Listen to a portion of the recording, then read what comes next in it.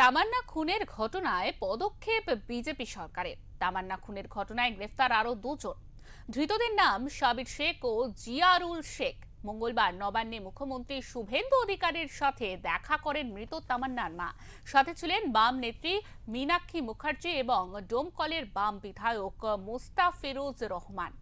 মুখ্যমন্ত্রীর সাথে দেখা করে নিজেদের কথা জানায় এবং ন্যায় বিচারের আশ্বাস দেয় মুখ্যমন্ত্রী। সেই মতোই এই পদক্ষেপ।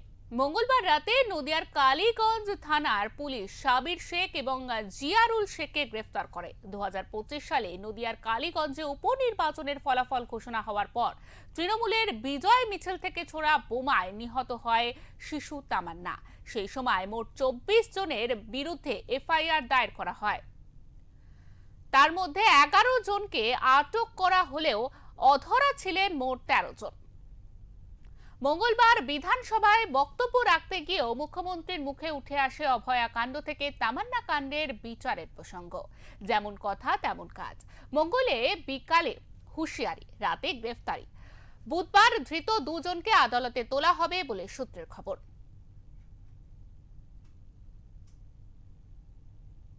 সিএম আশ্বস্ত করলেন, বললেন যে আমি ওনার কাছে দাবি রেখেছিলাম যে আমার যে ক্ষতিটা হয়েছে তার জন্য আমি যাদের চাই বিচারটুকু যা আমি চাই, শাস্তি চাই, যারা দোষী তাদের শাস্তি চাই। তো উনি আমাকে আশ্বস্ত করলেন যে ওনার শাস্তি উনি দেবেন, উনি আছেন, দেখছেন এবং দেখবেন। পুরোপুরিভাবে আমাকে আশ্বস্ত করলেন। আমি ভরসা নিয়ে ফিরে আসলাম, ভরসা পেলাম। হ্যাঁ, এখন আমি ওখানে যাচ্ছি। ওখানে উনি ফোন করে দিলেন, সিএম ফোন করে আমাদেরকে ওখানে পাঠালেন। তো ওখানে ওখানে যাচ্ছি।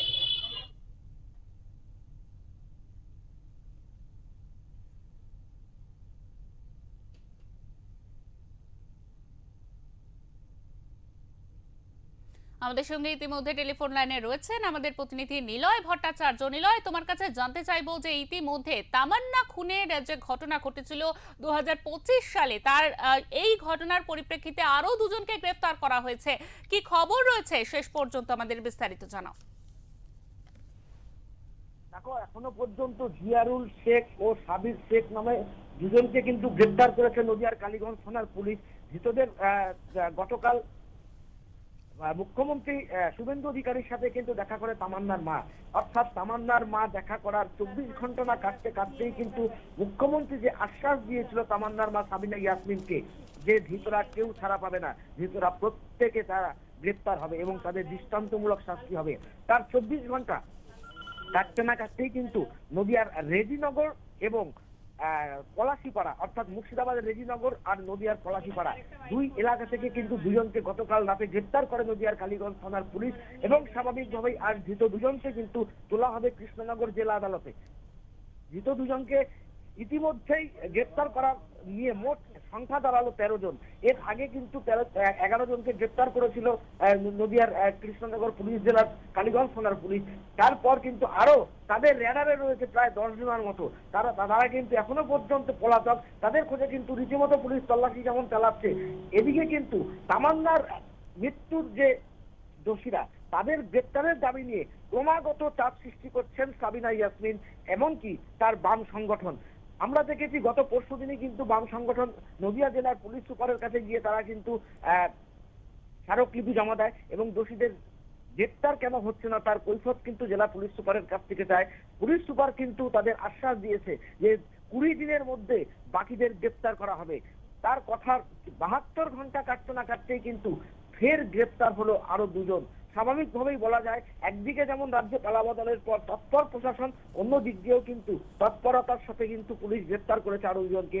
দেখাই যাচ্ছে, এটাই কিন্তু তার জ্বলন্ত প্রমাণ যে 72 ঘন্টা কাটতে না কাটতেই আমরা দেখেছি শুভেন্দু অধিকারী গতকাল কিন্তু বিধানসভায় কিন্তু এই তামান্নার বিষয়টি উত্থাপন করেছিলেন এবং আশ্বাস দিয়েছিলেন। এবং গতকালই তামান্নার মা সাবিনা ইয়াসমিন মুখ্যমন্ত্রী শুভেন্দু অধিকারীর সাথে দেখা করতে চান এবং মেয়ের খুনের দোষীদের বিচার চাইতে গিয়েছেন। তাদের আশ্বাসের 24 ঘন্টার মধ্যেই কিন্তু একেবারে দাবাং মোড়ে যেমন পুলিশ প্রশাসন, তেমনি কিন্তু তৎপর নদিয়ার যে রাজ্যের যে নতুন সরকার এসেছে, অর্থাৎ সেই সরকারও। একদমই নিলয়, তোমাকে অনেক ধন্যবাদ।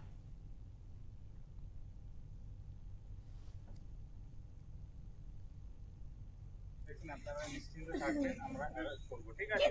দুর্নীতিগ্রস্ত দুর্বৃত্তদের হাতে এই তামান্না, আনিস, দেবুদাস, উষা দাস সহ এই পশ্চিমবঙ্গের অসংখ্য আমাদের কর্মীরা, সাধারণ মানুষ, তারা খুন হয়েছেন, জখম হয়েছেন বিভিন্ন সময়ে। আমরা এই বিগত সময়ে আমরা দেখেছি পুলিশ, সরকার তারা কোনো রকম ব্যবস্থা গ্রহণ করেননি।